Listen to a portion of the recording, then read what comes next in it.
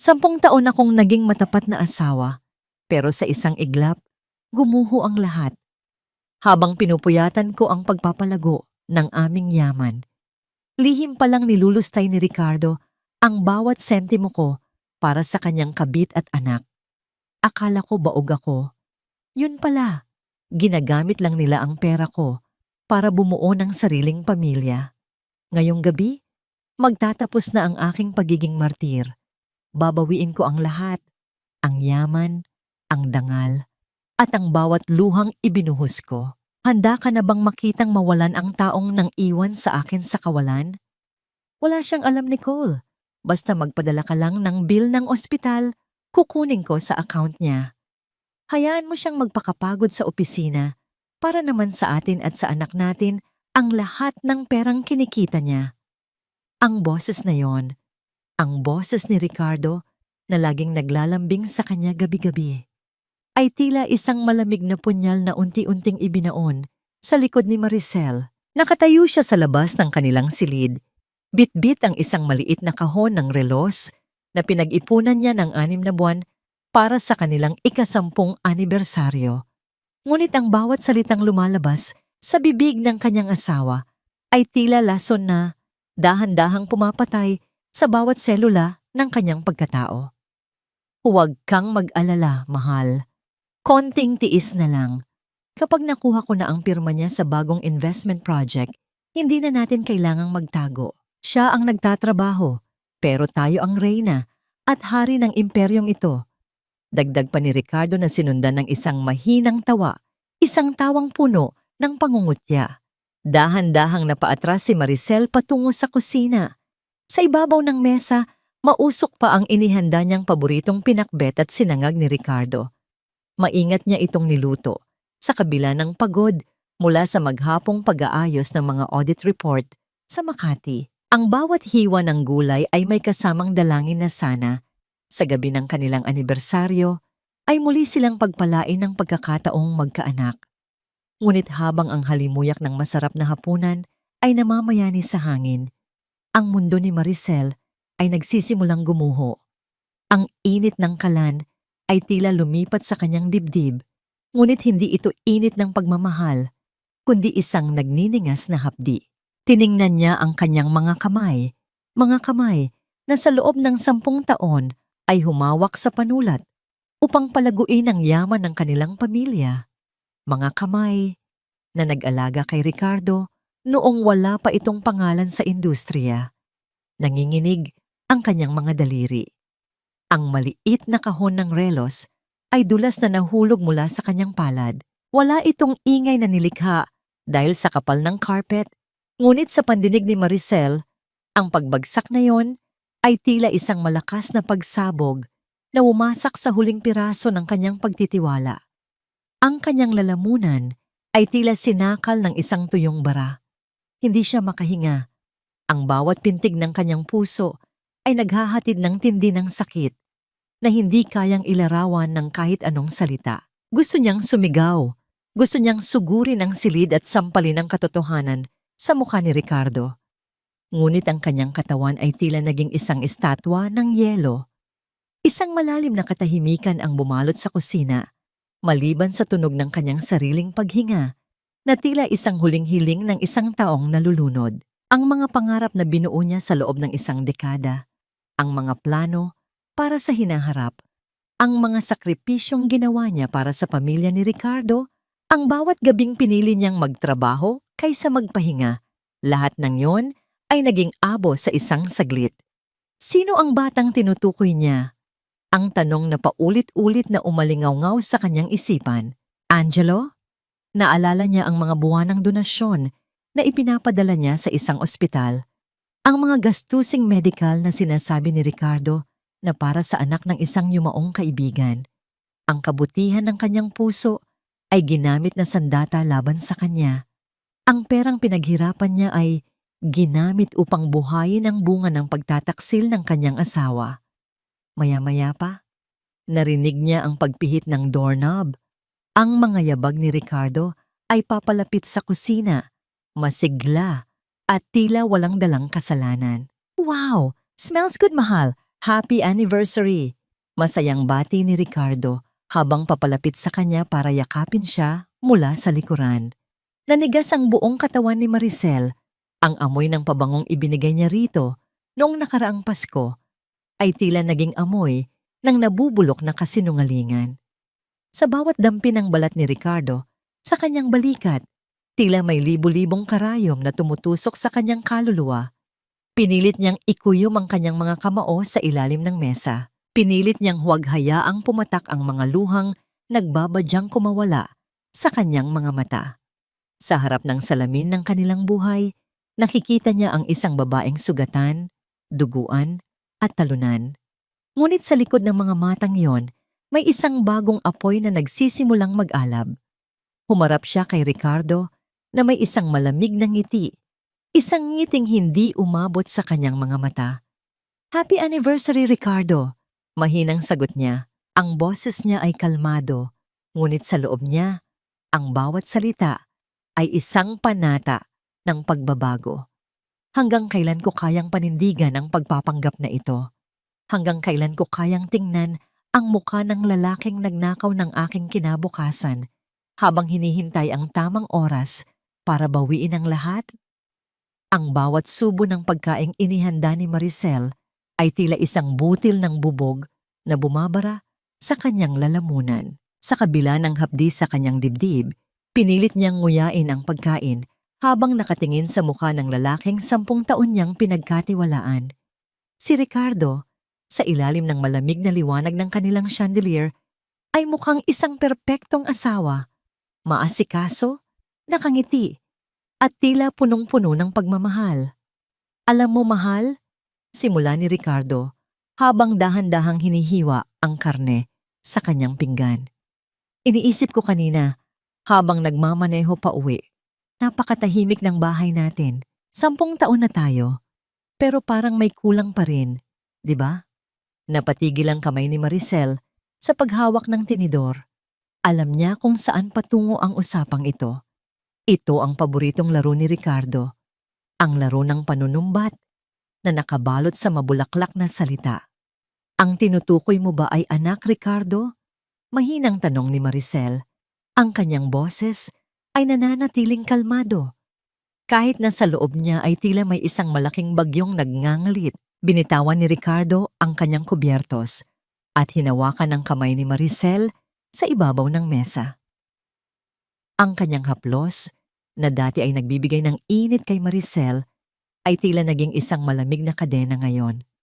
Huwag mong masamain ang sasabihin ko, pero siguro kailangan mo na ulit magpa-check up. Baka may mga bagong gamot o procedure na pwedeng subukan.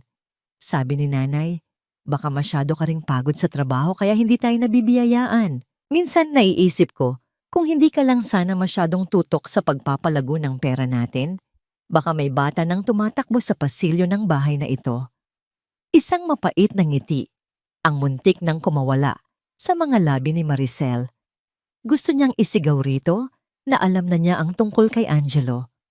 Gusto niyang itanong kung paanong ang isang lalaking naghahanap ng anak sa kanyang asawa ay nagagawa ring kumuha ng sustento mula rito para sa anak niya sa ibang babae. Ang banal na kasinungalingan ni Ricardo ay sadyang napakalalim. Pasensya ka na kung pakiramdam mo ay nagkukulang ako, Ricardo. Sagot ni Maricel. Ang bawat salita ay maingat na pinipili upang hindi mahalata ang kanyang nanginginig na tinig. Gagawin ko ang lahat para maging buo ang pamilyang ito, gaya ng lagi kong ginagawa. Nang matapos ang hapunan, nagtungo si Ricardo sa banyo upang maligo. Naiwan si Maricel sa kanilang silid. Tinitingnan ang coat ni Ricardo na nakasabit sa gilid ng kama. Ang kanyang puso ay mabilis na tumitibay habang dahan-dahan niyang kinakapa ang mga bulsa nito. Doon, sa loob ng isang lihim na bulsa, naramdaman niya ang isang lukot na papel. Isang billing statement mula sa St. Jude Children's Hospital. Isang halagang katumbas ng sweldo ng isang ordinaryong empleyado sa loob ng 3 buwan. Ngunit ang mas nakakagulat ay ang pangalan ng garantor na nakasulat sa dokumento. Maricel Santos Villanueva. Ginamit ni Ricardo ang kanyang pangalan. Ginamit nito ang kanyang credit record upang magarantiya ang mga bayarin sa ospital nang hindi niya nalalaman. Ang bawat sentimong ibinabayad sa pagpapagamot kay Angelo ay nanggagaling sa mga pinagpaguran ni Maricel, ngunit ang pasasalamat ay napupunta lahat sa kanyang asawa. Kinabukasan, sa halip na pumasok sa opisina, nagmaneho si Maricel patungo sa ospital. Ang amoy ng disinfectant at ang puting mga pader ng gusali ay tila nagpabigat sa kanyang pakiramdam. Narating niya ang pediatric ward at tumayo sa harap ng isang malaking glass window. Doon, sa loob ng isang maliit na kama, nakita niya ang isang batang lalaki na may mga tubong nakakabit sa katawan. Ang bata ay maputla, ngunit nang imulat nito ang kanyang mga mata, naramdaman ni Maricel ang isang matinding kuryente sa kanyang buong pagkatao. Ang mga matang iyon, ang hugis ng mga kilay, ang maliit na nunal sa gilid ng tainga. Ang bata ay isang maliit na bersyon ni Ricardo. Ito si Angelo, ang buhay na patunay ng 10 taong panlilinlang. Dahan-dahang itinuon ni Maricel ang kanyang palad sa malamig na salamin ng silid. Isang kakaibang emosyon ang humaplos sa kanya. Galit siya kay Ricardo, nandidiri siya kay Nicole, ngunit nang makita niya ang inosenteng mukha ni Angelo, isang bahagi ng kanyang puso ang tila nadurog sa awa. Ang bata ay walang kinalaman sa kasalanan ng mga magulang nito, ngunit ito ang nagiging kasangkapan upang nakawan siya ng kanyang dangal at yaman. Bakit Angelo? Bulong niya sa hangin. Ang kanyang hininga ay bumubuo ng manipis na hamog sa salamin. Bakit kailangang sa ganitong paraan tayo magkita? Habang nakatitig sa bata, napansin ni Maricel ang isang nurse na lumalapit sa chart sa dulo ng kama. Sa bahaging remarks, nakasulat sa malalaking letra, "For urgent heart surgery." Sponsored by Charity Fund. Muling naalala ni Maricel ang mga tseke na pinapirmahan sa kanya ni Ricardo noong nakaraang buwan para sa isang corporate social responsibility project. Ang pera niya, ang perang dapat ay para sa kanilang magiging anak, ay dinaloy ni Ricardo patungo rito sa ilalim ng maskara ng kawanggawa. Isang matinding hapdi ang naramdaman ni Maricel nang mapagtanto niyang siya ang anonymous donor na nagliligtas sa anak ng kanyang asawa sa ibang babae, habang siya mismo ay tinatrato ni Ricardo na parang isang baog at walang silbing asawa sa loob ng kanilang sariling bahay. Nabalik lamang ang diwa ni Maricel nang makarinig siya ng mabilis na yabag ng mga sapatos na papalapit sa kanyang kinaroroonan. Isang pamilyar na halimuyak ng mamahaling pabango ang humalo sa amoy ng gamot sa ospital. Sa pagpihit ni Maricel, isang babaeng mas bata sa kanya, nakasuot ng isang hapit na pulang damit at may dalang designer bag, ang mabilis na naglalakad patungo sa pinto ng silid ni Angelo. Ang mukha nito ay puno ng pag-aalala, ngunit ang kanyang mga kilos ay bakas ang karangyaan. Karangyaang alam ni Maricel na siya ang nagbabayad. Hindi nakita ng babae si Maricel dahil sa mabilis nitong paglalakad hanggang sa aksidente silang magkabanggaan sa kanto ng pasilyo. Ang bag ng babae ay nalaglag at ang mga gamit nito ay nagkalat sa sahig. Ay sus Mario Sep, hindi ka ba tumitingin sa dinadaanan mo? Ang boses ng babae ay matinis at puno ng kayabangan habang nakatingin kay Maricel nang may pandidiri. Tumingin si Maricel sa mga mata ng babae. Ito si Nicole, ang reyna ng mga ahas na kumakain sa kanyang buhay. Sa isang iglap, ang awa ni Maricel para sa bata ay napalitan ng isang nanlalamig na determinasyon. "Pasensya ka na," sagot ni Maricel. Ang boses niya ay kasing talim ng isang labaha habang tinititigan ang babaeng kumuha ng lahat sa kanya. "Masyado lang akong nawili sa pagtingin sa bata. Mukhang mahal na mahal siya ng tatay niya, no?" Napatigil si Nicole sa pagpulot ng kanyang mga gamit at tinitigan si Maricel ng may pagtataka at hinala. "Tingnan mo nga yung suot mo. Mukha kang isang pagod na empleyadong naligaw sa pribadong ward na ito. Ang boses ni Nicole ay puno ng pangungutya habang tinitingnan mula ulo hanggang paa ang simpleng office attire ni Maricel. Do you even know how much this bag costs? Mas mahal pa ito sa 3 buwang sahod mo. Nanatiling nakatayo ng tuwid si Maricel. Ang kanyang puso ay kumakaba ng mabilis, ngunit ang kanyang muka ay parang isang kalmadong dagat bago ang pagdating ng unos. Tinitigan niya ang designer bag na tinutukoy ni Nicole, isang bag na alam niyang binili ni Ricardo noong nakaraang buwan, gamit ang kanilang joint savings account. Sa ilalim ng dahilan na iyon ay business representation expense. Pasensya ka na kung masyadong mura ang tingin mo sa akin, mahinahong sagot ni Maricel. Ang bawat salita ay may dalang nakatagong talim. Minsan kasi, ang mga taong tunay na mayaman ay hindi na kailangang ipagsigawan ang halaga ng suot nila. Ang mga nakikisakay lang ang madalas maingay. Namula ang mukha ni Nicole sa inis. How dare you? Hindi mo ba ako kilala? Ang asawa ko ang nagmamay-ari ng isa sa pinakamalalaking financial firm sa Makati. He's paying for the best doctors for our son. At ako? Ako ang reyna ng buhay niya. Isang mapait na ngiti ang sumilay sa mga labi ni Maricel. Gusto niyang humalakhak sa harap ng babaeng ito. Ang asawa na ipinagmamalaki ni Nicole ay ang lalaking tuwing gabi ay humihalik sa noo ni Maricel at nangangako ng katapatan. Ang imperyo na sinasabi nito ay ang kumpanyang itinayo ni Maricel mula sa sariling pawis at talino habang si Ricardo ay abala pa noon sa pagsusugal. Talaga? Mukhang napakaswerte mo naman sa asawa mo. Wika ni Maricel habang dahan-dahang lumalapit kay Nicole. Pero alam mo, sa mundo ng finance, ang lahat ng bagay ay may utang. At kapag dumating ang oras ng paniningil, madalas ay walang natitira sa mga taong umasa lang sa nakaw na yaman. Anong nakaw? My husband loves me. He gives me everything I want. Singal ni Nicole. Kinuha niya ang kanyang cellphone mula sa bag upang ipakita ang isang wallpaper, isang litrato ni Ricardo na masayang kayakap siya at ang batang si Angelo. Ang makita ang sariling asawa sa bisig ng iba. Sa loob ng isang litratong puno ng pekeng kaligayahan, ay tila isang malakas na sampal na yumanig sa katinuan ni Maricel. Ngunit sa halip na bumigay, ang sakit na yon ay naging isang matigas na pader sa kanyang kalooban. Eksaktong sa sandaling iyon, ang cellphone ni Nicole ay nagsimulang manginig sa kanyang palad. Ang pangalang lumabas sa screen ay nagpatigil sa tibok ng puso ni Maricel. My King. Oh, see? Tumatawag na ang king ko, mayabang na sabi ni Nicole. Sinagot niya ang tawag at sadyang inilagay ito sa speakerphone. Tila gustong ipamukha kay Maricel kung gaano siya kahalaga. Hello, mahal. Nasaan ka na?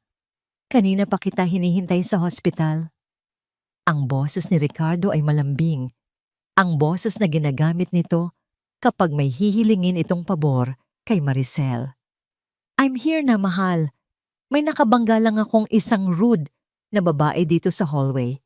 Imagine, she's so poor and she's talking to me like she's someone important. Sumbong ni Nicole habang nakatingin ng masama kay Maricel. Narinig ni Maricel ang mahinang tawa ni Ricardo sa kabilang linya. Hayaan mo na yan, mahal. Baka naiinggit lang yan sa ganda at yaman mo. Don't let some nobody ruin your day. Pupunta na ako dyan, dala ko na yung checkbook. I'll settle everything para sa surgery ni Angelo. Ang checkbook ko, bulong ni Maricel sa kanyang isipan. Ang checkbook na iniwan niya sa ibabaw ng study table ni Ricardo kaninang umaga dahil nakiusap ito na kailangan ng emergency funds para sa kumpanya. Sige mahal, I love you, sabi ni Nicole bago ibaba ang tawag. Tumingin siya kay Maricel nang may mapangaping ngiti. Narinig mo? Dadating na ang asawa ko. Kung ako sa'yo, aalis na ako bago ka pa mapahiya rito. Baka mapagkamalan ka pa niyang janitress. Huminga ng malalim si Maricel. Ang bawat himaymay ng kanyang pagkatao ay nanginginig sa galit. Ngunit ang kanyang isipan ay abala na sa pagbuo ng susunod na hakbang.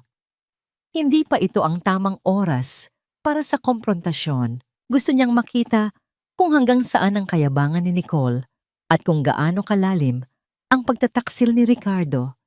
Salamat sa payo, Nicole, sabi ni Maricel. Sa unang pagkakataon ay binanggit niya ang pangalan ng babae na nakuha niya sa billing statement. Napatigil si Nicole. Wait, paano mo nalaman ang pangalan ko? Did I tell you my name? Hindi sumagot si Maricel. Sa halip lumapit siya ng bahagya kay Nicole, sapat na upang maramdaman ng babae ang kanyang malamig na aura. Hindi lang pangalan mo ang alam ko. Alam ko rin kung sino ang tunay na nagbabayad para sa bag na. Para sa ospital na ito at para sa bawat kasinungalingang pinaniniwalaan mo. Bago pa makasagot ang nalilitong si Nicole, tumalikod na si Maricel at mabilis na naglakad palayo. Ang tunog ng kanyang mga takong sa sementadong sahig ay tila isang ritmo ng digmaan. Sa bawat hakbang, ang imahe ni Ricardo at Nicole ay unti-unting naglalaho, napapalitan ng isang malinaw na plano. Habang papalabas ng ospital, nakita ni Maricel ang sasakyan ni Ricardo na papasok sa parking lot. Mabilis siyang nagtago sa likod ng isang malaking haligi. Nakita niyang bumaba si Ricardo. Maayos ang suot at may dalang isang bouquet ng bulaklak. Mga bulaklak na hindi kailanman ibinigay nito sa kanya sa loob ng 10 taon. Ito na ang huling bulaklak na bibilhin mo gamit ang pera ko, Ricardo. Panata ni Maricel sa sarili habang pinapanood ang kanyang asawa na masayang tumatakbo patungo sa kanyang lihim na pamilya. Ang tiwala ay parang isang mamahaling kristal. Kapag nabasag, ang bawat piraso nito ay nagiging matalas na sandata na handang sumugat sa sinumang humawak dito.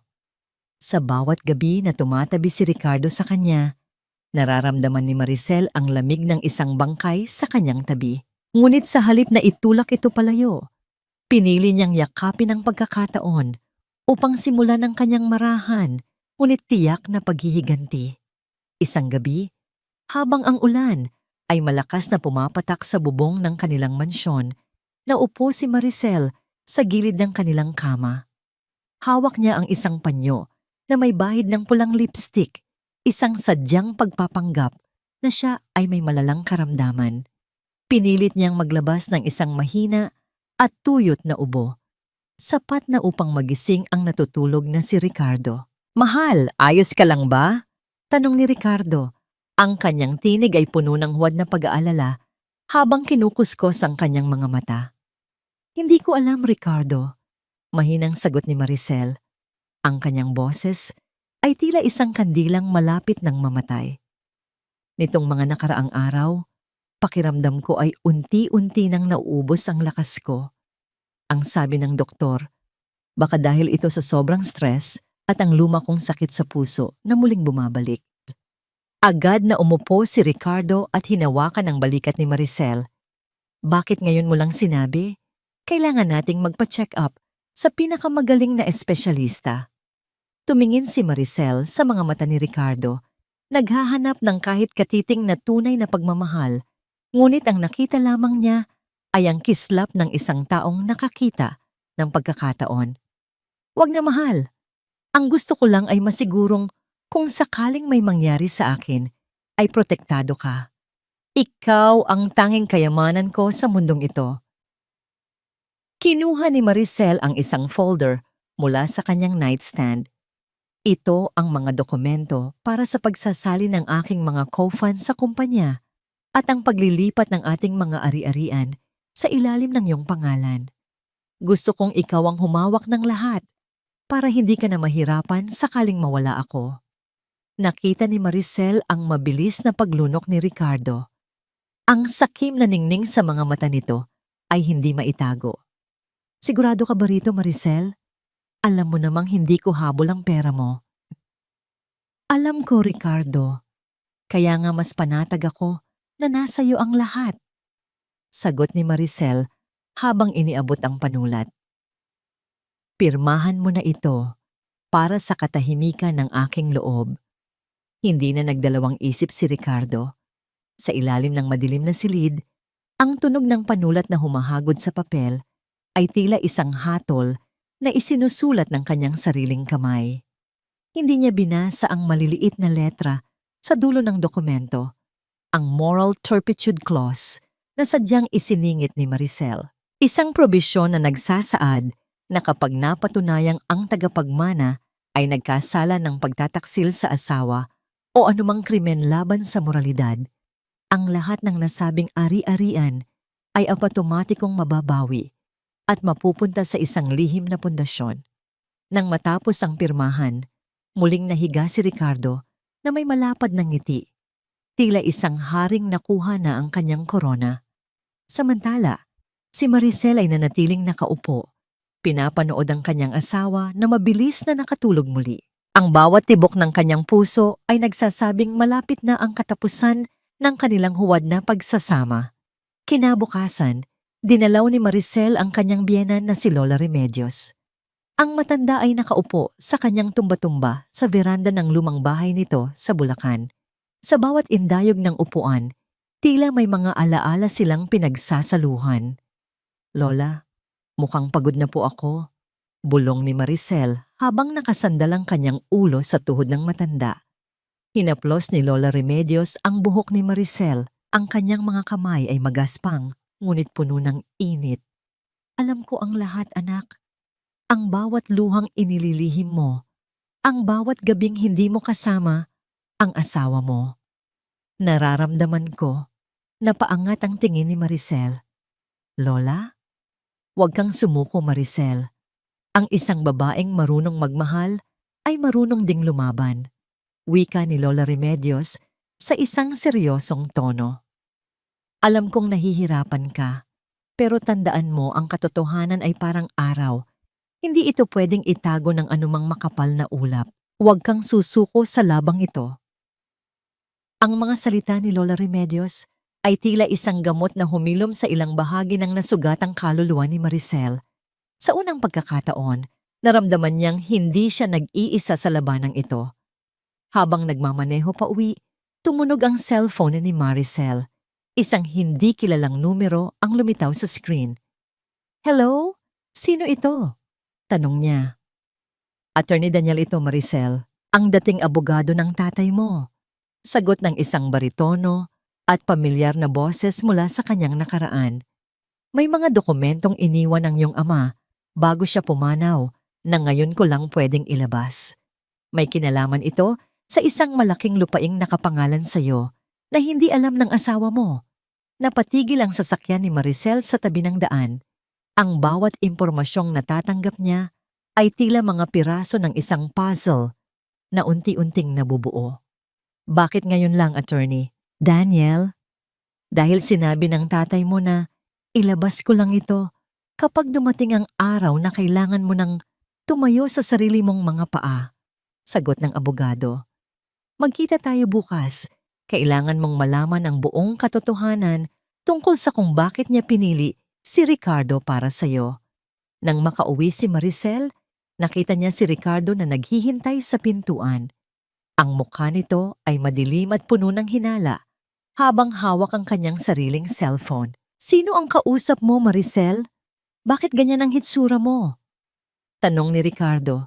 Ang kanyang tinig ay puno ng selos na tila ba siya ang api. "At bakit may mga bulaklak na pinadala rito sa bahay na galing sa isang lalaking ang pangalan ay Daniel?" Tumingin si Maricel sa kanyang asawa. Ang lalaking magnanakaw ng yaman at dangal ay may gana pang maghinala. Isang malamig na tawa ang muntik nang kumawala sa kanyang mga labi. Ang bawat pintig ng puso ay may sariling kwento. Ngunit para kay Maricel, ang pintig na naririnig niya sa loob ng ospital ay isang malakas na hiyaw. Nang kawalan ng katarungan, tinawagan siya ng head nurse ng St. Jude Children's Hospital dahil sa kanyang pangalan na nakatala bilang garantor sa mga dokumento ni Angelo. Ang bata ay nasa kritikal na kondisyon. Kailangan nito ng pagsasalin ng dugo dahil sa komplikasyon bago ang nakatakdang operasyon. "Mrs., kailangan po ng bata ng type AB negative na dugo." Napakadalang po nito sa aming blood bank at wala kaming mahanap na donor sa ganitong kaigsing oras. Paliwanag ng nurse, ang tinig ay puno ng pagmamadali. Napatigil si Maricel sa dulo ng pasilyo. Ang kanyang sariling dugo ay type AB negative. Isang bihirang regalo ng kalikasan na sa loob ng 10 taon ay ipinagdasal niyang maibahagi sa sariling anak. Isang mapait na biro ng tadhana na ang dugo na hindi nagkaroon ng pagkakataong bumuhay sa loob ng kanyang sinapupunan ay siya palang magiging tanging pag-asa ng anak ng kanyang asawa sa ibang babae.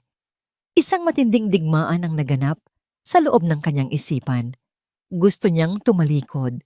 Gusto niyang hayaan ang tadhana na magpasya para kay Ricardo at Nicole. Ngunit nang masilip niya ang maliit na katawan ni Angelo sa loob ng ICU, ang mga labing nangingitim at ang mahinang paghinga na tila isang kandilang malapit nang mapundi ay nanaig ang kanyang pagkatao. "Kunin niyo ang dugo ko," mahinang sabi ni Maricel. "Ako ang magbibigay." Habang nakahiga sa kama at pinagmamasdan ang dahan-dahang pagdaloy ng pulang likido mula sa kanyang braso patungo sa isang plastic bag, tila nararamdaman ni Maricel ang pagkaubos ng huling hibla ng kanyang pagiging martir. Ang bawat patak ng dugo ay simbolo ng kanyang sakripisyo, isang sakripisyong hinding-hindi malalaman ng batang tinutulungan niya. "Bakit mo ito ginagawa, Maricel?" Bulong niya sa sarili habang ang kanyang paningin ay bahagyang lumalabo. Dahil ba sa galit o dahil sa natitirang pag-ibig sa isang pamilyang matagal nang wasak? Pagkatapos ng pagsasalin, nanatiling mahina si Maricel, ngunit pinilit niyang tumayo nang makita ang pagpasok ni Ricardo sa ward. Ang mukha ng kanyang asawa ay puno ng takot at lito. Nang makita siya nito, tila nakakita si Ricardo ng isang multo. "Maricel, anong ginagawa mo rito?" Tanong ni Ricardo. Ang kanyang boses ay nanginginig habang pilit na iniiwas ang tingin sa silid ni Angelo. "May tinulungan ng akong bata, Ricardo. Isang batang kailangang-kailangan ng dugo." Malamig na sagot ni Maricel habang maingat na itinatago ang benda sa kanyang braso. "Ikaw, bakit ka narito? Akala ko ba ay nasa kumpanya ka para sa isang mahalagang meeting?" Mabilis na nag-isip ng palusot si Ricardo. Oo. Ang anak kasi ng isang business partner natin ang pasyente rito. Nakiusap siya na tingnan ko ang lagay ng bata dahil hindi siya makarating. Alam mo naman, kailangang magpakita ng malasakit para sa negosyo. Ang business partner na tinutukoy ni Ricardo ay walang iba kundi ang sarili niyang kasinungalingan. Tiningnan siya ni Maricel ng diretso sa mata, isang titig na tila naghuhuhukay sa bawat dumi ng kaluluwa ni Ricardo. "Napakabuti mo talagang kaibigan, Ricardo. Pati ang mga anak ng iba ay pinaglalalaanan mo ng panahon at pera." Wika ni Maricel na may halong pangungutya na hindi napansin ng asawa. Pumasok ang doktor at ibinalita ang magandang balita. Maayos na ang lagay ng bata. Salamat sa maagang pagsasalin ng dugo. Naging stable ang kanyang kondisyon. Pwede na siyang gisingin maya-maya. Dahil sa kuryosidad at isang hindi maipaliwanag na puwersa, lumapit si Maricel sa kama ni Angelo, habang si Ricardo ay nanatiling nakatayo sa may pinto, balisa at hindi mapakali. Dahan-dahang iminulat ng bata ang kanyang mga mata. Sa gitna ng labo ng kanyang paningin, ang mukha ni Maricel ang unang nakita ni Angelo. Isang mahinang ngiti ang sumilay sa maputlang labi ng bata. Iniangat ni Angelo ang kanyang maliit na kamay at hinawakan ang daliri ni Maricel. "Angel!" Ibulong ng bata sa isang paus na tinig. "Ikaw po ba ang angel ko?" Ang sandaling iyon ay tila tumigil ang mundo para kay Maricel. Ang init ng maliit na kamay ng bata ay tumagos sa kanyang puso. Isang haplos na mas matamis pa sa anumang salitang narinig niya mula kay Ricardo. Sa likod ng galit at hantuhid, naramdaman ni Maricel ang isang malalim na koneksyon. Isang koneksyong nabuo dahil sa dugong ngayon ay nananalaytay na sa ugat ng bata. Nabalik lamang siya sa realidad nang marinig ang mabilis na pagbukas ng pinto. Si Nicole ay pumasok, hingal na hingal at puno ng alalahanin. Ngunit nang makita niya si Maricel na hawak ang kamay ng kanyang anak at si Ricardo na nakatayo sa gilid na parang isang basang sisiw, ang kanyang pag-aalala ay mabilis na napalitan ng puot. "Anong ginagawa mo sa anak ko?" Sigaw ni Nicole, mabilis na lumapit at marahas na hinila ang kamay ni Maricel palayo kay Angelo. Tumingin si Nicole kay Ricardo, umaasang ipagtatanggol siya nito. "Ricardo, bakit hinahayaan mong hawakan ng babaeng ito ang anak natin? Sabihin mo sa kanya na umalis na siya rito." Naging bingi ang buong paligid para kay Ricardo. Ang kanyang muka ay naging kasing puti ng pader ng ospital. Tumingin si Maricel kay Ricardo. Hinihintay ang susunod na sasabihin nito. Ito na ang sandali ng katotohanan. "Nicole, tumahimik ka." Mahinang bulong ni Ricardo, ngunit huli na ang lahat. Tumingin si Nicole kay Maricel nang may mapanghamong mga mata. "Ngayon alam mo na, hindi lang basta business partner si Ricardo. Siya ang ama ng anak ko. At kahit anong yaman mo, hinding-hindi mo mapapalitan ang katotohanang ako ang pamilya niya. At ikaw ay isang hadlang lang sa aming kaligayahan." Ang bawat salita ni Nicole ay tila isang latay sa pagkatao ni Maricel. Ngunit sa halip na tumulo ang luha, isang matigas at malamig na aura ang bumalot sa kanya. Tiningnan niya si Nicole, pagkatapos ay si Ricardo, at huli ay ang inosenteng si Angelo. "Ano, Maricel? Ngayong alam mo na ang totoo. Ano pang hinihintay mo? Umalis ka na at ibigay mo na sa amin ang asawa ko."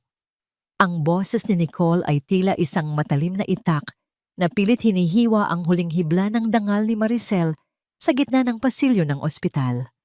Nakatayo si Maricel, hindi gumagalaw, habang ang bawat salita ng kabit ay tila isang malakas na hampas sa kanyang dibdib. Tumingin siya kay Ricardo, ang lalaking pinangakuan niya ng habambuhay, ang lalaking 10 taon niyang pinagsilbihan. Ngunit ang Ricardo na nasa harap niya ngayon ay hindi ang bayaning inaakala niya. Siya ay isang hiningang puno ng takot, isang aninong hindi makatingin ng diretso sa kanyang mga mata. "Ricardo, totoo ba?" Mahinang tanong ni Maricel. Ang kanyang boses ay tila isang tuyong dahon na madaling mabuhay, ngunit sa loob nito ay may isang nakatagong puot na unti-unting nag-aalab. Hindi sumagot si Ricardo. Sa halip, yumuko lamang ito at hinawakan ang braso ni Nicole. Tila sinusubukang patahimikin ang babaeng naging mitya ng kanilang pagkawasak. "Nicole, tama na. Huwag dito. Maawa ka sa bata." "Bakit ako tatahimik?" Lalong nag-hysterical si Nicole. "Dapat lang na malaman ng baog na yan na sakin ka umuuwi kapag sawa ka na sa pera niya. Na sa akin mo naramdaman ang tunay na pagiging lalaki dahil binigyan kita ng anak." Ang salitang baog ay tila isang lason na mabilis na kumalat sa sistema ni Maricel.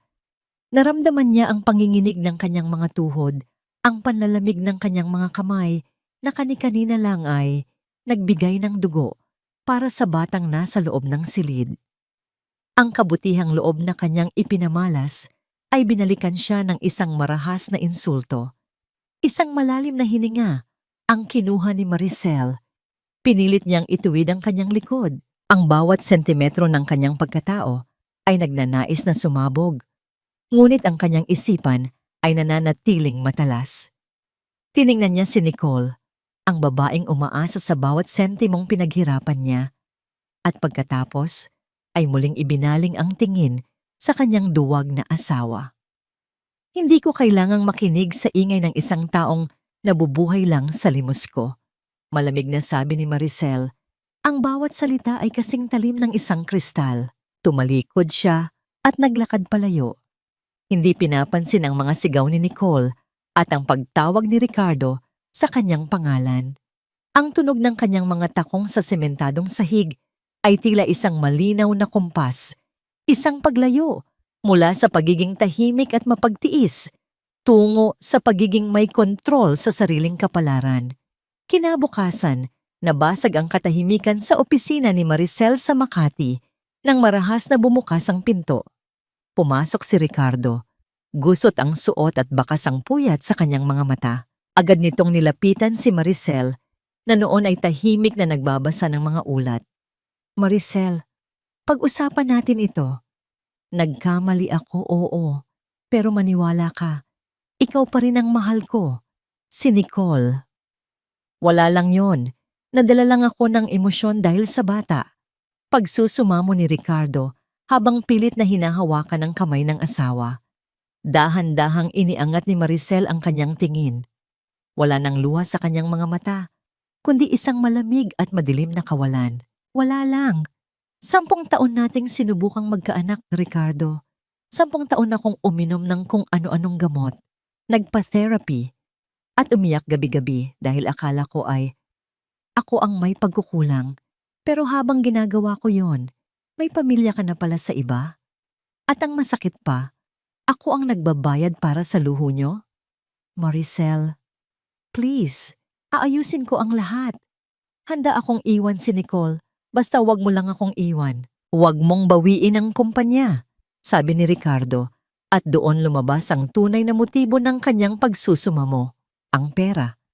Isang mapait na tawa ang kumawala sa mga labi ni Maricel. Pera pa rin, Ricardo. Hanggang sa huli, ang iniisip mo pa rin ay ang yaman na kailanman ay hindi mo naman pinaghirapan? Dahan-dahang kinuha ni Maricel ang kanilang wedding photo na nakapatong sa kanyang mesa.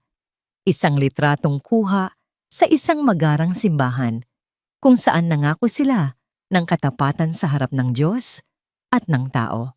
Tinitigan niya ang mga ngiti nila sa litrato, mga ngiting tila isang malaking biro ngayon. Sa harap ni Ricardo, dahan-dahang hinawakan ni Maricel ang dulo ng frame. Sa isang marahas ngunit determinadong pagkilos, pinilas niya ang litrato sa gitna. Hinihiwalay ang kanyang imahe mula sa imahe ni Ricardo. Ang tunog ng napunit na papel ay tila ang tunog ng kanyang puso na tuluyan ng naging bato. Wala nang dapat ayusin, Ricardo, dahil ang lahat ng mayroon tayo ay tila isang gusali na itinayo sa buhangin. At ngayon, dumating na ang baha. Wika ni Maricel habang itinatapon ang punit na litrato sa basurahan. Inilabas ni Maricel ang isang puting sobre at inilapag ito sa mesa. Ito ang utos ng korte para sa pansamantalang pagpigil sa paggamit mo ng lahat ng ating joint accounts. Mula sa segundong ito, wala ka ng access sa kahit isang piso na nakapangalan sa akin.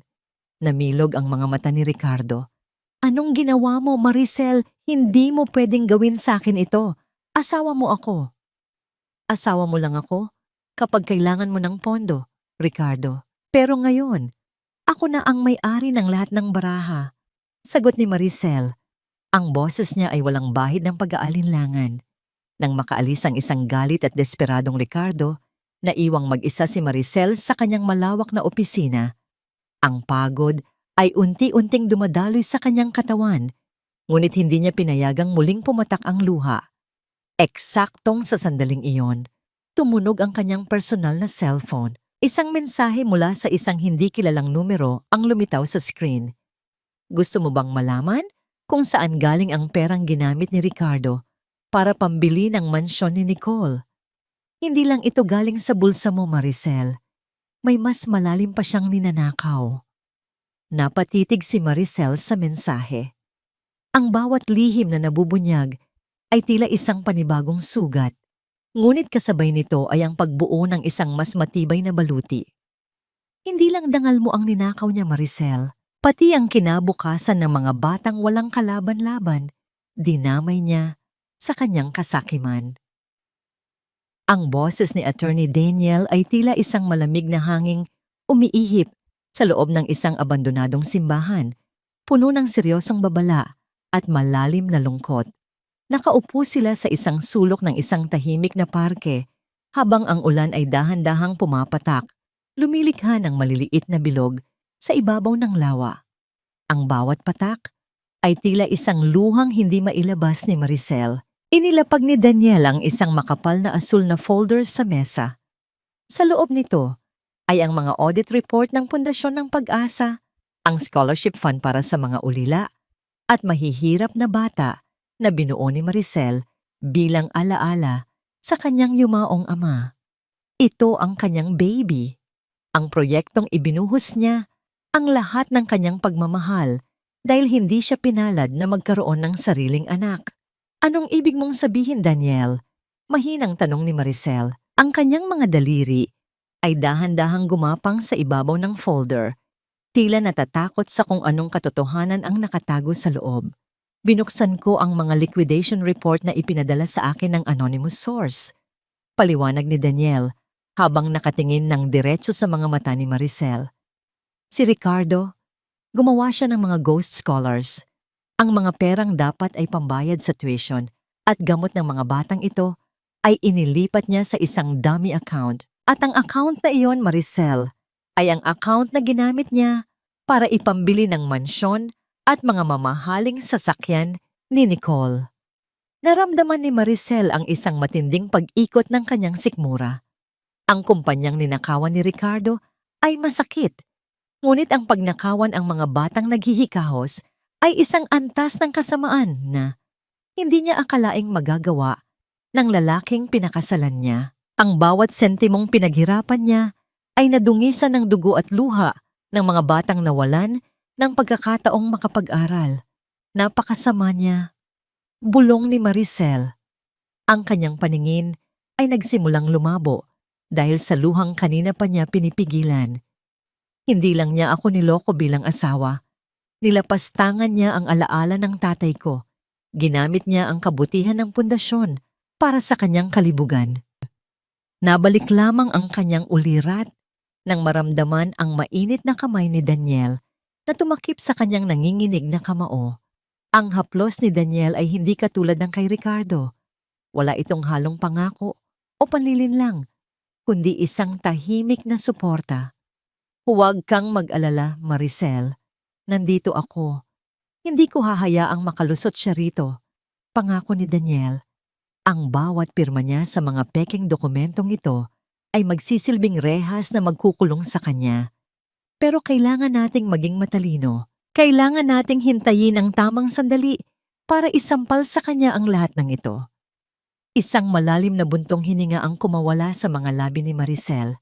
Tumingin siya sa malayo, sa mga punong sumasayaw sa ilalim ng ulan. Pakiramdam niya ay isa siyang basang ibon na nawalan ng pugad. Ngunit sa gitna ng lamig, may isang maliit na apoy ng pag-asa ang nagsimulang mag-alab. Bakit mo ito ginagawa, Daniel? Bakit mo ako tinutulungan pagkatapos ng lahat ng taon na nawalan tayo ng komunikasyon? Tanong ni Maricel. Ngumiti ng bahagya si Daniel, isang nangiting may halong pait at pangungulila. Dahil bago pumanaw ang tatay mo, pinangako ko sa kanya na babantayan kita. At dahil hinding-hindi ko nakalimutan ang babaeng mas pinili ang sakripisyo kaysa sa sariling kaligayahan.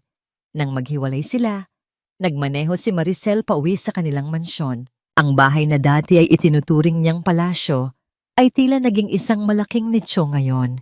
Malamig, tahimik, at puno ng mga anino ng nakaraan.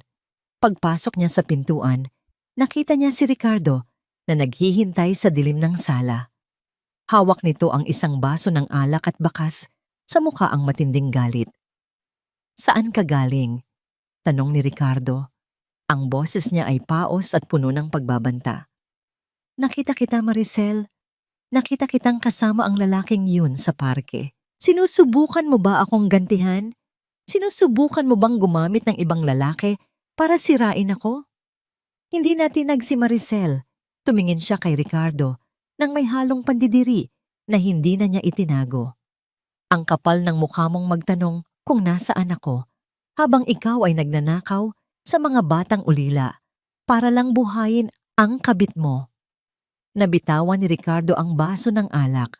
Ang tunog ng pagbasag ng kristal sa sahig ay tila ang huling hudyat ng kanilang digmaan. Anong sinasabi mo? Lumapit si Maricel ng dahan-dahan. Ang bawat hakbang ay tila isang paghatol. Alam ko na ang lahat, Ricardo. Ang pundasyon, ang mga ghost scholars, ang bawat sentimong kinuha mo sa pangalan ng tatay ko. Akala mo ba ay habang buhay kang makakatago Sa likod ng mga pekeng pirma mo? Biglang nagbago ang anyo ni Ricardo. Ang takot sa kanyang mga mata ay napalitan ng isang mapanganib na ningning. At sa tingin mo ba ay hahayaan kitang sirain ako? Maricel, tandaan mo, asawa mo pa rin ako.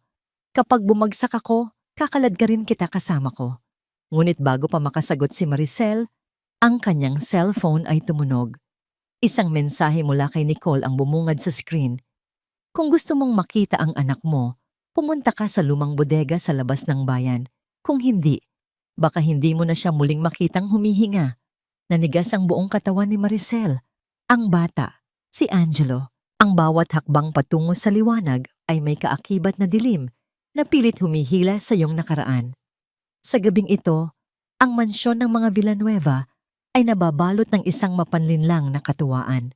Ang mga dekorasyong bulaklak ay tila mga maskarang nakasabit sa bawat sulok at ang tugtugin ng biolin ay nagsisilbing isang malungkot na koro para sa darating na unos. Ito ang ika-70 kaarawan ni Lola Remedios, isang gabi na dapat ay puno ng pasasalamat. Ngunit para kay Maricel, ito ang gabi ng huling paghuhukom. Nakatayo si Maricel sa harap ng salamin, tinitingnan ang kanyang sariling refleksyon. Nakasuot siya ng isang maringal na itim na gown na tila sumisimbolo sa pagluluksa para sa kanyang patay na pag-ibig. Ang kanyang mga mata ay walang bakas ng kaba. Ang takot na naramdaman niya matapos matanggap ang mensahe tungkol kay Angelo ay napalitan ng isang malamig na kalkulasyon. Alam niyang isang patibong lamang ang mensaheng iyon ni Nicole upang pigilan siyang ituloy ang kanyang balak. Kaya sa halip na matakot, mas pinatibay niya ang kanyang loob. Mahal, napakaganda mo ngayong gabi, bulong ni Ricardo habang lumalapit sa kanya. Isinuot nito ang isang brilyanteng kwintas sa kanyang leeg. Ngunit para kay Maricel, ang bawat haplos ng malamig na metal sa kanyang balat ay tila isang tanikala ng pagkaalipin. Salamat, Ricardo. Gusto ko kasing maging espesyal ang gabing ito para sa inyo ni Lola. Sagot ni Maricel nang may isang pilit na ngiti. Sa loob ng malawak na hardin, ang mga bisita ay abala sa pakikipag-usap at tawanan. Si Lola Remedios, na nakaupo sa kanyang upuang kawayan, ay tila isang reynang pinagmamasdan ng kanyang kaharian. Lumapit si Maricel at humalik sa kamay ng matanda, isang pagpapakita ng paggalang na may kasamang lihim na paalam. Nang magsimula ang programa, tumayo si Ricardo sa gitna upang magbigay ng parangal para sa kanyang ina. Ang lahat ng tagumpay ko, ang lahat ng yaman na meron ng pamilyang ito, ay dahil sa pagmamahal at gabay ninyo, nanay. At syempre, sa tapat na pagsasama namin ng aking asawa, si Maricel. Isang masigabong palakpakan ang umalingaw-ngaw sa paligid. Ngunit sa gitna ng palakpakan, isang hindi inaasahang bisita ang lumitaw sa bukana ng hardin. Si Nicole, na may bitbit na bata, ay dahan-dahang naglalakad patungo sa harapan. Ang kanyang mukha ay puno ng pait at desperasyon. Tila isang taong wala na ring mawawala. Anong ginagawa ng babaeng yan dito? Bulong ni Lola Remedios. Ang kanyang boses ay puno ng pagtataka at namumuong galit. Hindi natinag si Maricel. Lumapit siya sa mikropono. Ang kanyang boses ay malinaw at matatag na dinala ng hangin sa buong hardin. Bago tayo magpatuloy sa ating hapunan, may inihanda akong isang maikling video para sa ating lahat. Isang paglalakbay sa 10 taon ng aming pagsasama at ang mga lihim na naging pundasyon ng ating yaman. Namuti ang mukha ni Ricardo. Maricel, anong ginagawa mo? Huwag ngayon, nakakahiya sa mga bisita. Bakit, Ricardo? Natatakot ka bang malaman nila kung gaano kakabuting asawa at ama? Sagot ni Maricel nang hindi inaalis ang tingin sa screen. Ang ilaw ay dahan-dahang namatay at ang malaking projector ay nagsimulang gumana. Ngunit sa halip na mga larawan ng kasal, ang lumabas ay ang mga dokumento ng pundasyon, ang mga litrato ng mga ghost scholars at ang mga video recording ng mga pagtatagpo ni Ricardo at Nicole sa loob ng kanilang mansyon habang wala si Maricel. Ang boses ni Ricardo na nagnanakaw sa mga bata para sa luho ng kanyang kabit ay umalingaw-ngaw sa bawat sulok ng hardin. Ang katahimikan sa paligid ay tila isang mabigat na kumot na bumalot sa lahat.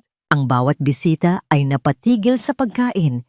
Ang kanilang mga mata ay nakapako sa screen ng katotohanan.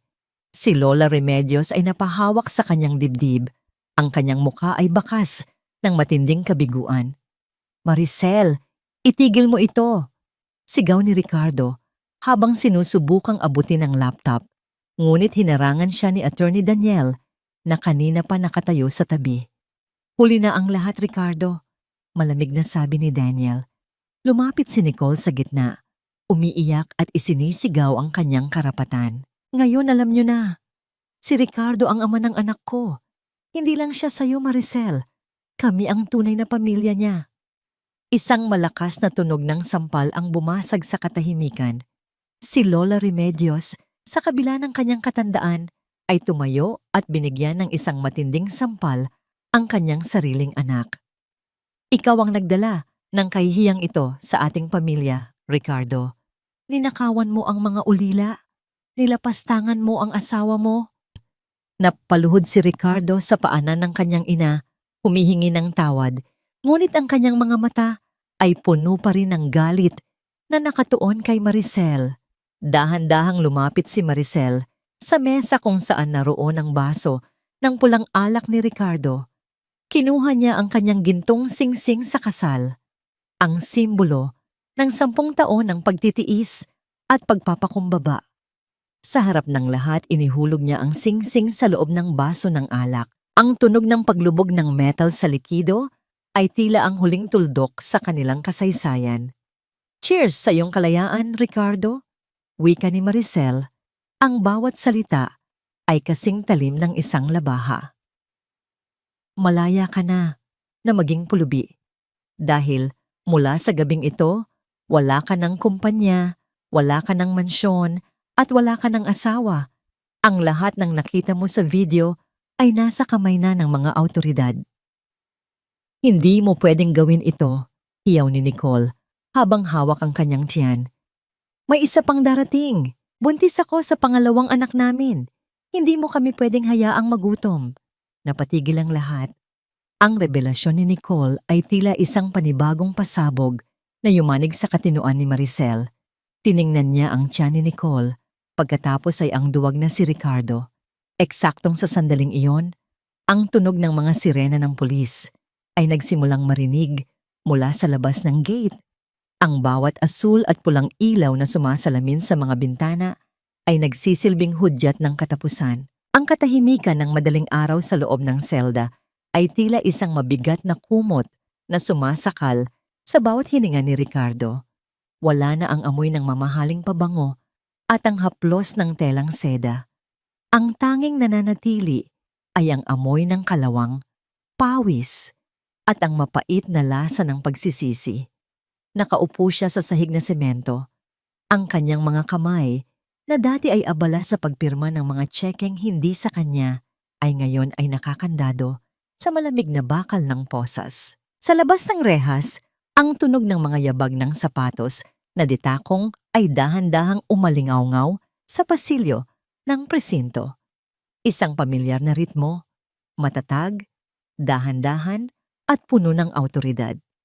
Nang huminto ang mga yabag sa tapat ng kanyang selda, dahan-dahang iniangat ni Ricardo ang kanyang ulo.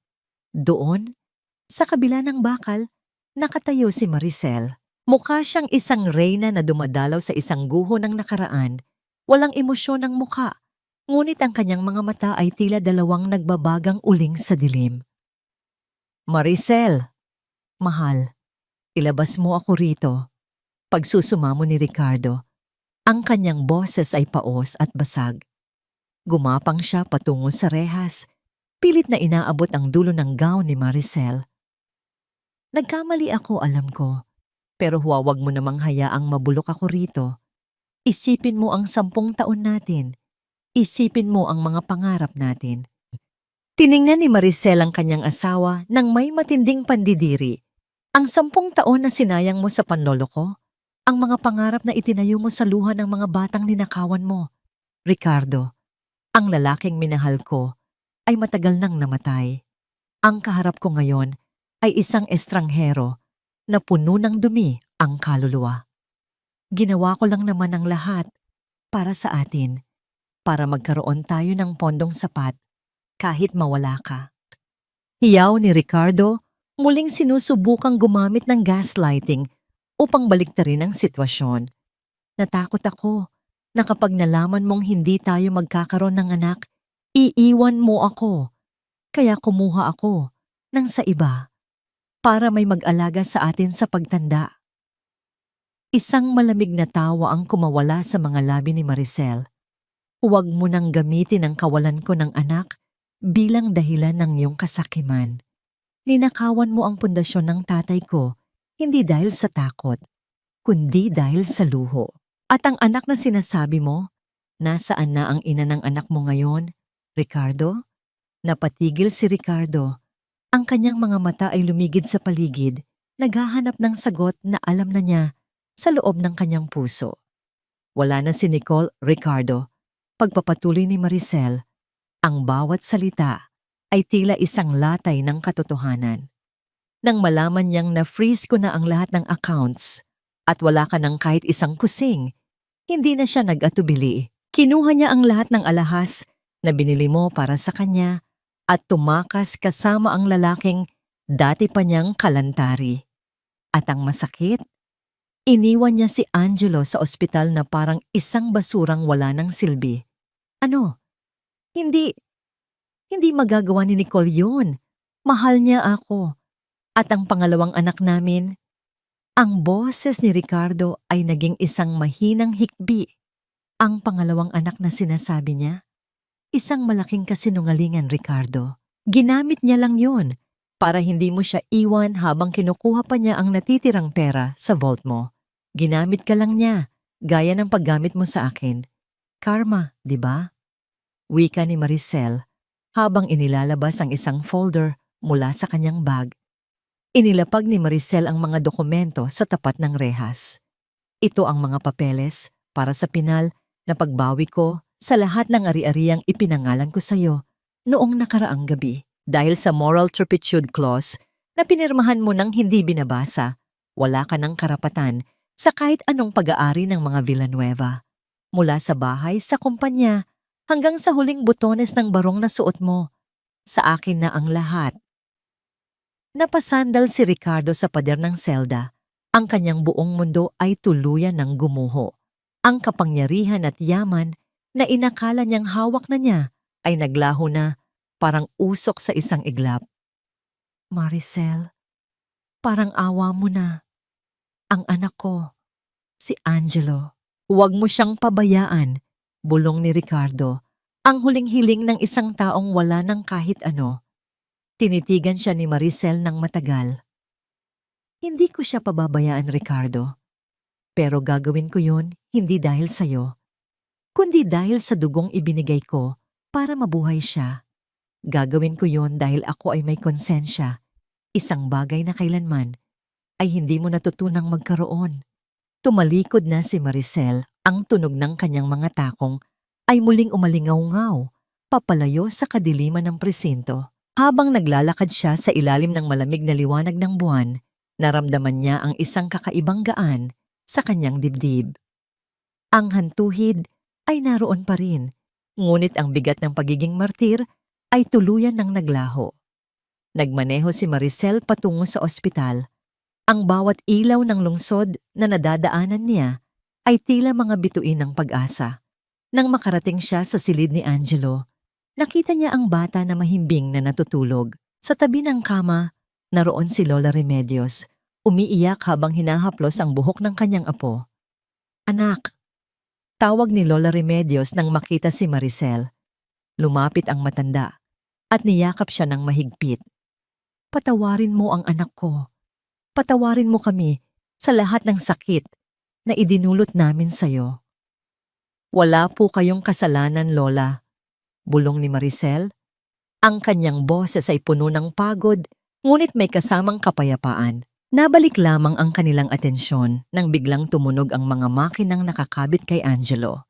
Ang ritmo ng pagtibok ng puso ng bata sa monitor ay nagsimulang bumilis at maging irregular. Ang mga nurse at doktor ay mabilis na pumasok sa silid, nagmamadali. Ang kanilang mga mukha ay puno ng tensyon. "Mrs., lumabas po muna kayo. Nagkakaroon siya ng cardiac arrest." Sigaw ng isang nurse habang itinutulak ang emergency card. Napatayo si Maricel sa labas ng pinto. Ang kanyang mga kamay ay nakadiin sa malamig na salamin. Ang bata, ang huling piraso ng katotohanang nag-uugnay sa kanya sa kanyang nakaraan, ay tila dahan-dahan ding binabawi ng tadhana. "Huwag ngayon, Angelo. Huwag ngayon." Dasal ni Maricel sa kanyang isipan. Ang bawat pintig ng kanyang puso ay sumasabay sa desperadong tunog ng makina sa loob ng silid. Ang katahimikan sa pasilyo ng ospital ay tila isang mabigat na pasanin na nakapatong sa mga balikat ni Maricel. Ang bawat segundo ay tila isang oras at ang bawat buntong hininga ay puno ng panalangin na hindi mabigkas ng kanyang mga labi.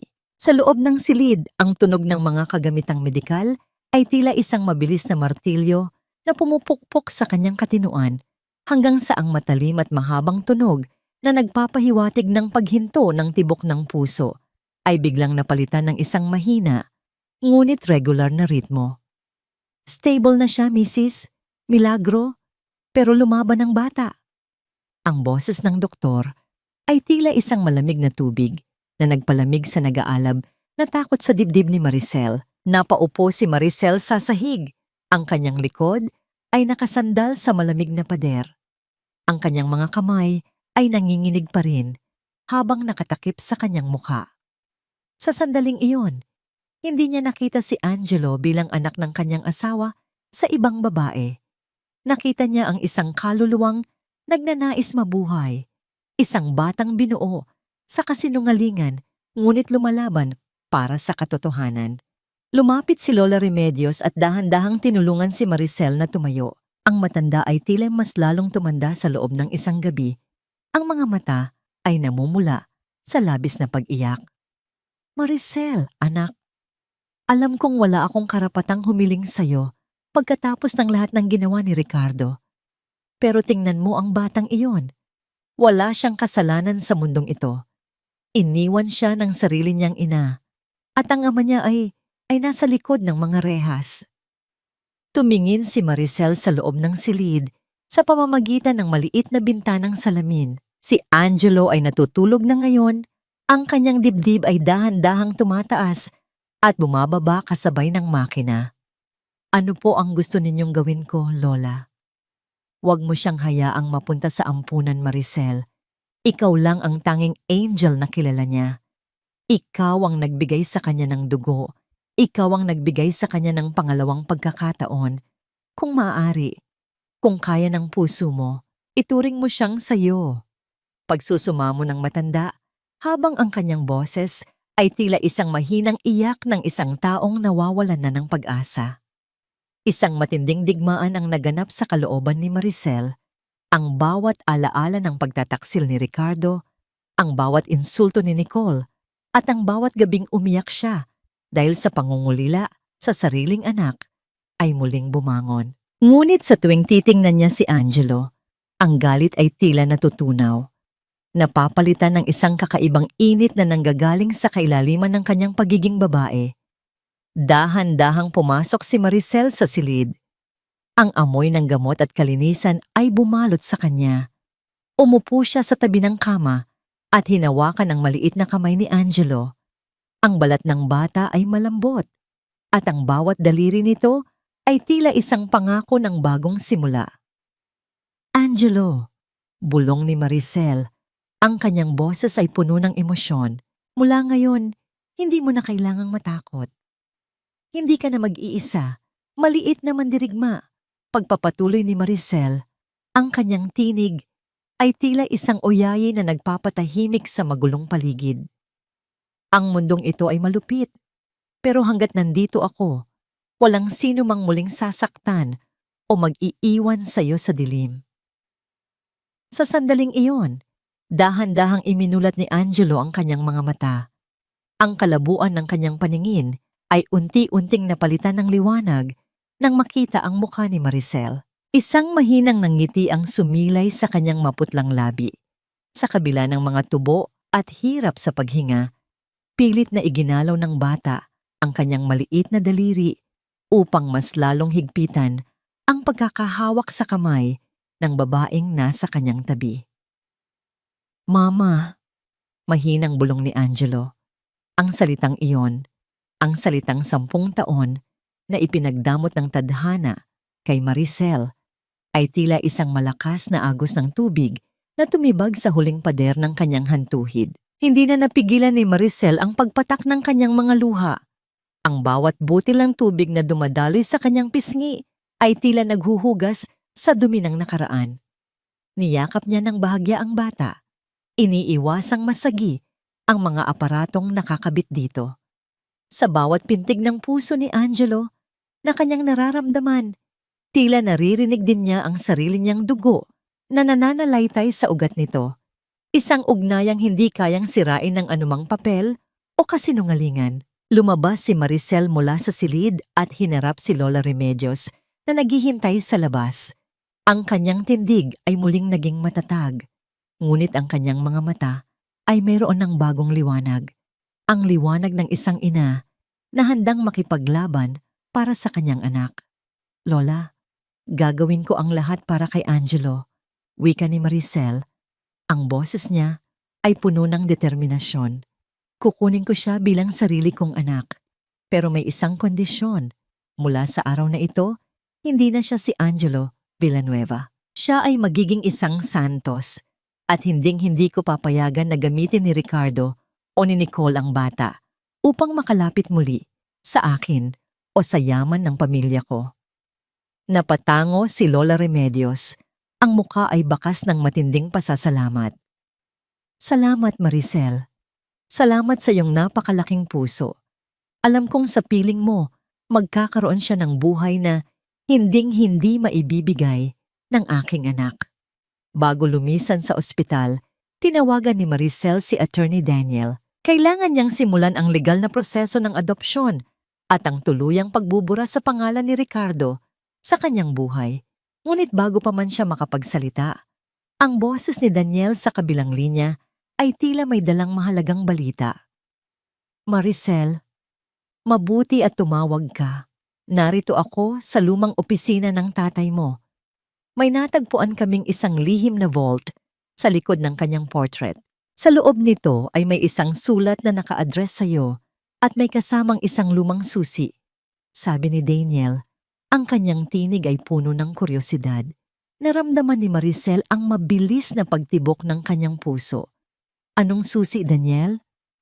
"Hindi ko alam, pero ang sabi sa sulat, ito raw ang susi sa totoong dahilan kung bakit pinili ng tatay mo si Ricardo noon.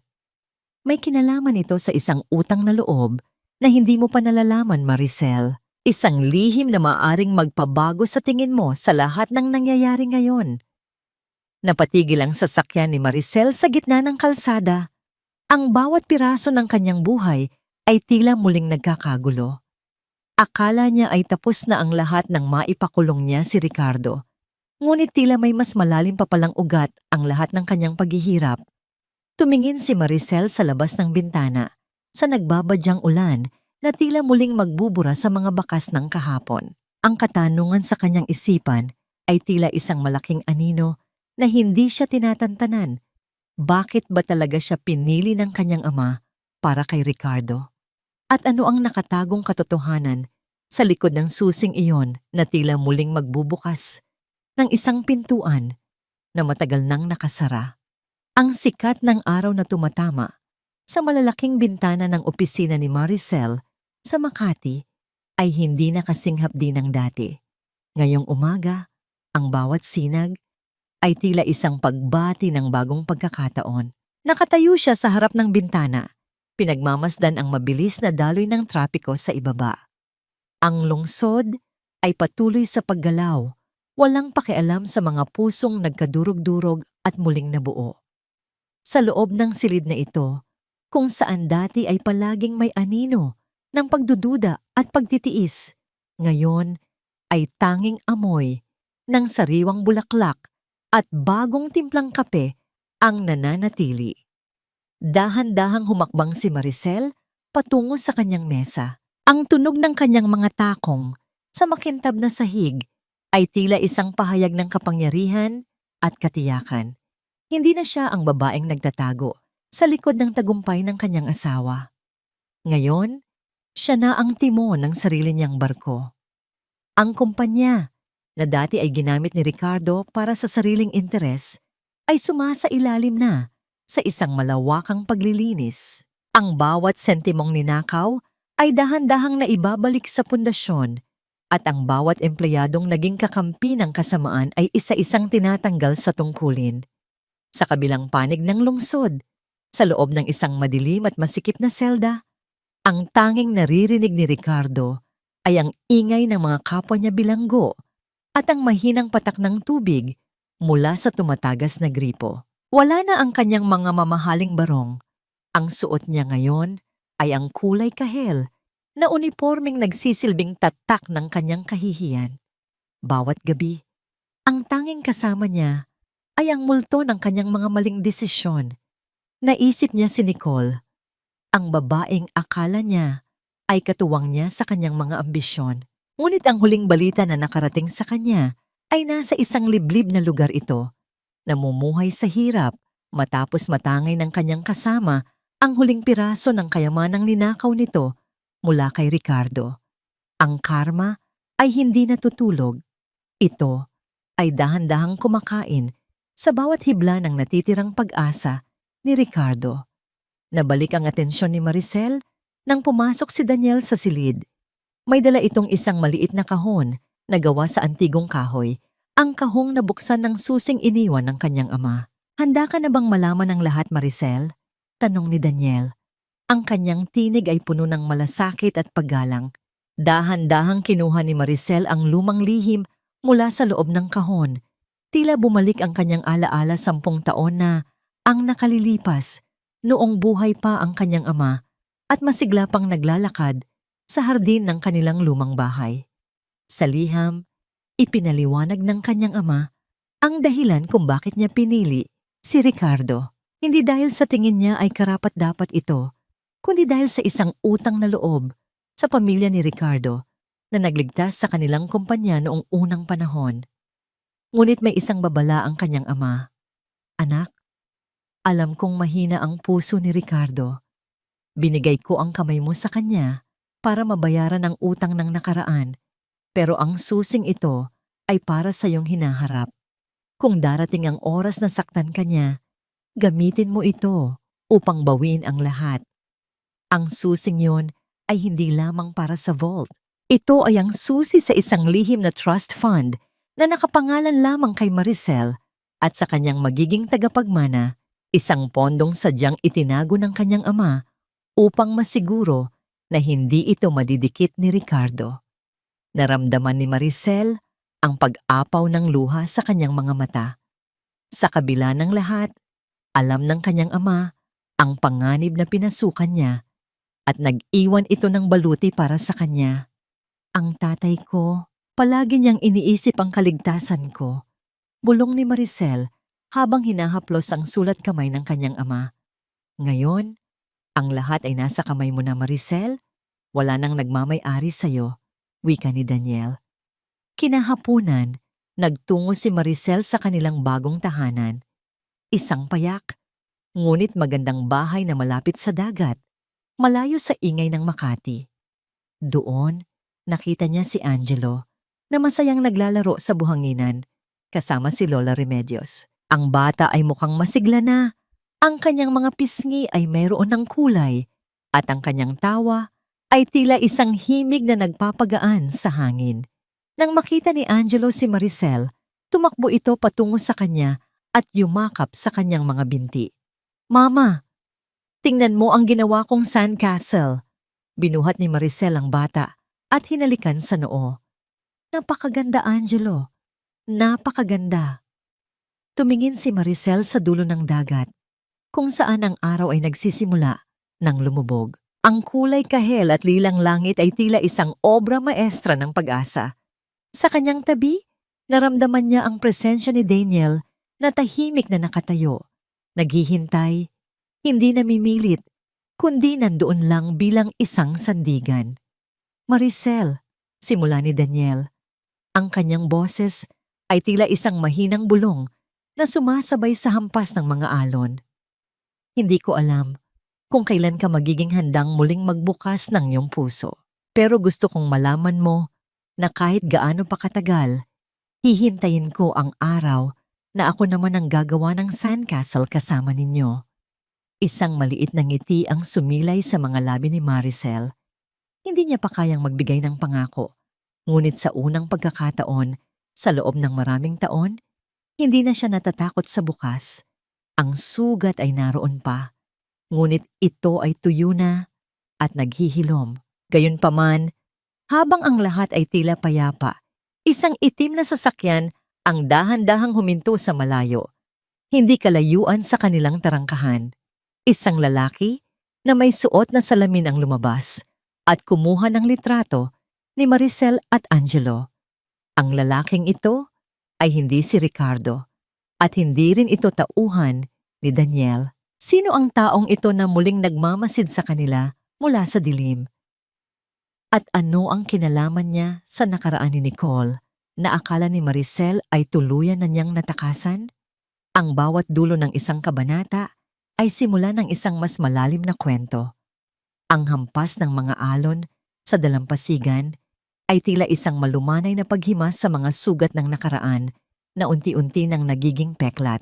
Sa loob ng huling ilang buwan, natutunan ni Maricel na ang tunay na kapayapaan ay hindi matatagpuan sa paghihiganti, kundi sa katahimikan ng isang malinis na konsensya.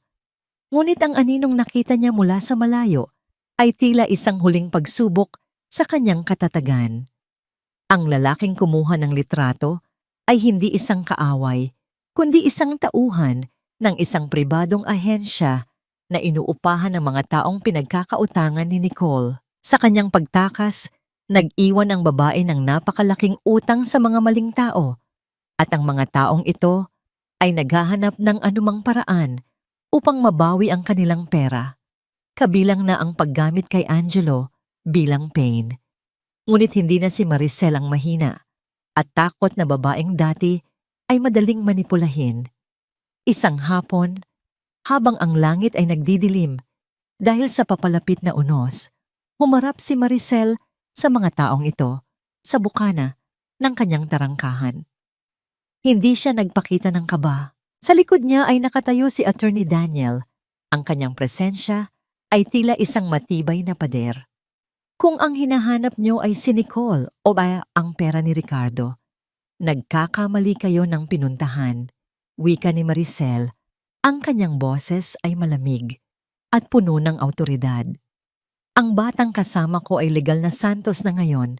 Wala na siyang kinalaman sa mga kasalanan ng kanyang mga biolohikal na magulang. At kung susubukan niyo kaming gambalain, ang lahat ng dokumentong hawak ko tungkol sa inyong illegal na gawain ay diretso sa mga awtoridad. Ang katapangan sa mga mata ni Maricel ay sapat na upang umurong ang mga anino ng panganib. Ang mga ito ay dahan-dahang lumisan. Alam na wala silang laban sa isang babaeng handang itaya ang lahat para sa kanyang anak.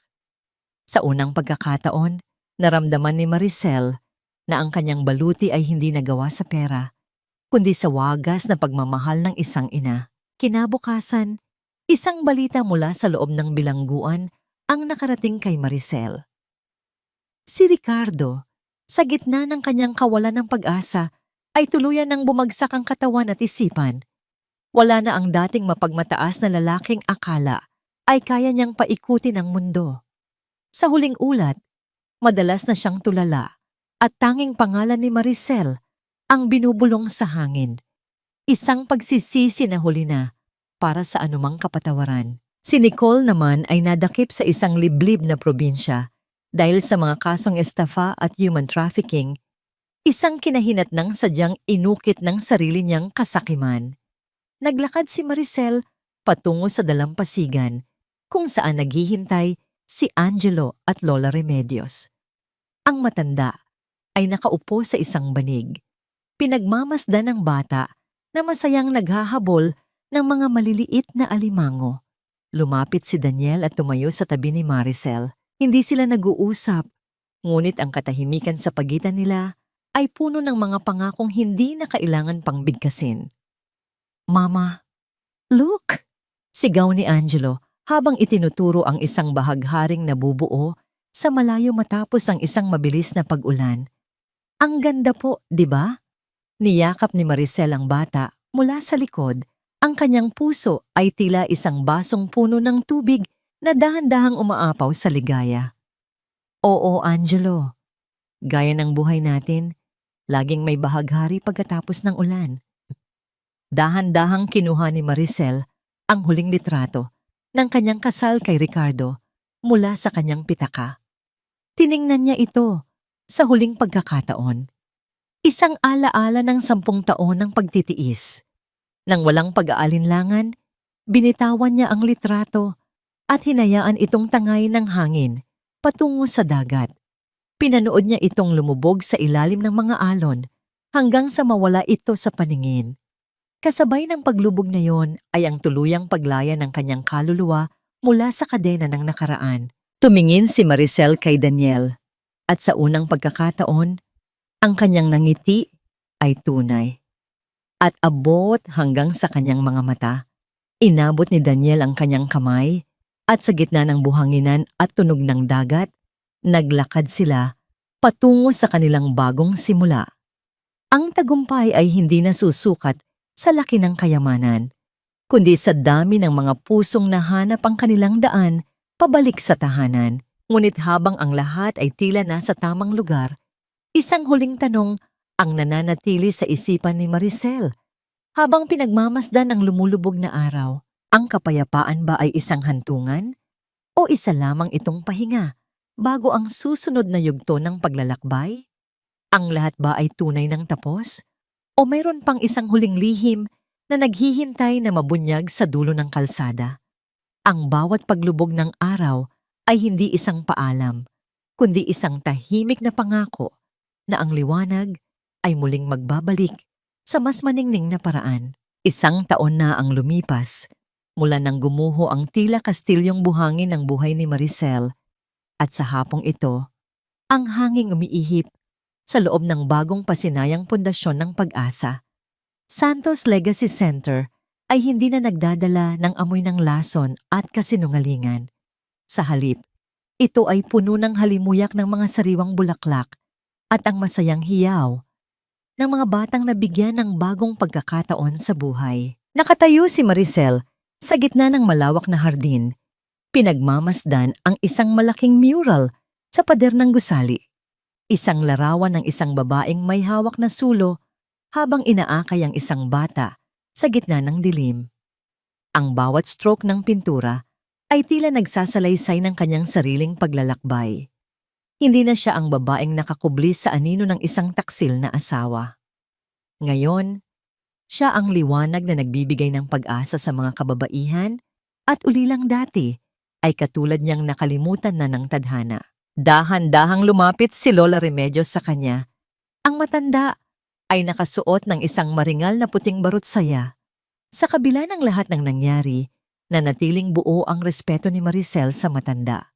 Si Lola Remedios ang nagsilbing tulay upang tuluyan ng maputol ang galit na nananalaytay sa kanilang pamilya. "Maricel, anak, tingnan mo ang iyong ginawa," bulong ni Lola Remedios habang nakatingin sa mga batang naglalaro. "Ang bawat sentimong nakuha sa masamang paraan ay muling nabasbasan ng iyong kabutihan. Sigurado akong nakangiti ang iyong ama mula sa langit." "Salamat ni Lola. Hindi ko po ito magagawa kung hindi dahil sa inyong suporta." Mahinahong sagot ni Maricel. Sa di kalayuan, nakita niya si Angelo na tumatakbo patungo sa kanya, bitbit ang isang tumpok ng mga drawing. Ang bata ay masigla na, wala nang bakas ng sakit sa puso, at ang kanyang bawat hakbang ay puno ng sigla. Kasunod nito ay si Daniel, na palaging nakabantay, ang kanyang mga mata ay nananatiling nakatitig kay Maricel nang may paghanga na hindi nagbabago sa paglipas ng panahon. "Mama, look! I drew us!" Masayang sigaw ni Angelo habang ipinapakita ang isang simpleng drawing ng tatlong tao na magkakahawak kamay sa ilalim ng isang malaking bahaghari. Kinuha ni Maricel ang drawing at naramdaman ang isang matinding init na dumadaloy sa kanyang puso. Sa sandaling iyon, ang tatlong mahahalagang katanungan na dati ay bumabagabag sa kanya gabi-gabi ay tila nahanap na ang kanilang mga sagot. Nahanap na ba niya ang kapatawaran? Oo, ngunit hindi ang uri ng kapatawaran na nagbubura sa kasalanan ni Ricardo. Pinatawad ni Maricel ang kanyang sarili sa pagiging bulag noon at pinatawad niya ang nakaraan upang hindi na ito maging lason sa kanyang kasalukuyan. Ang kapatawaran para kay Ricardo ay ang pagpapaubaya nito sa kamay ng batas at ng Diyos. Hindi na kailangan ng hantuhid kapag ang puso ay malaya na mula sa bigat ng galit. Mayroon na ba siyang tunay na kapayapaan? Ang kapayapaan ay hindi ang kawalan ng gulo, kundi ang pagkakaroon ng katahimikan sa gitna ng bagyo. Nahanap ni Maricel ang kapayapaan sa bawat pagtawag ni Angelo sa kanya ng mama, sa bawat gabing hindi na siya naghihintay sa isang taong hindi naman darating, at sa bawat araw na alam niyang ang kanyang yaman ay ginagamit para sa ikabubuti ng marami. Ang kapayapaan ay ang paggising sa umaga na walang takot na may mabubunyag na bagong lihim. Ano ang aral na iniwan ng kanyang kwento?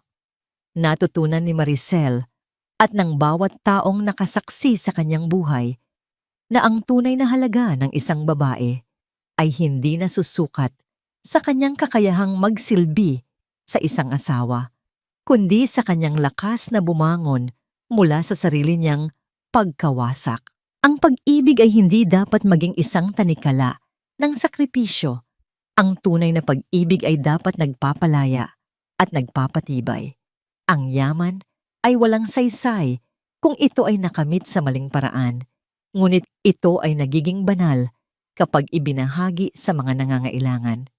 Maricel, handa na ang lahat sa loob. Hinihintay ka na nila para sa huling pananalita. Wika ni Daniel habang dahan-dahang hinahawakan ang kanyang siko. Tumingin si Maricel kay Daniel at tumango. Hindi na niya kailangang magmadali. Ang buhay ay isang marahan at seryosong sayaw. At ngayon, nahanap na niya ang tamang ritmo. Kinuha niya ang kamay ni Angelo at sabay-sabay silang naglakad patungo sa loob ng gusali. Sa huling sandali bago siya pumasok, lumingon si Maricel sa langit. Ang araw ay tuluyan ng lumubog, ngunit ang unang bituin ay nagsimula ng kuminang. Isang matamis na ngiti ang sumilay sa kanyang mga labi. Ang kabanata ng panlilinlang ay sarado na. Ang aklat ng kanyang bagong buhay ay punong-puno na ng mga pahinang may kulay, pag-asa at wagas na pagmamahal. Dito nagtatapos ang kwento ni Maricel, ang babaeng natutong maghilom, magmahal muli, at tumayo bilang isang reyna sa sarili niyang kaharian.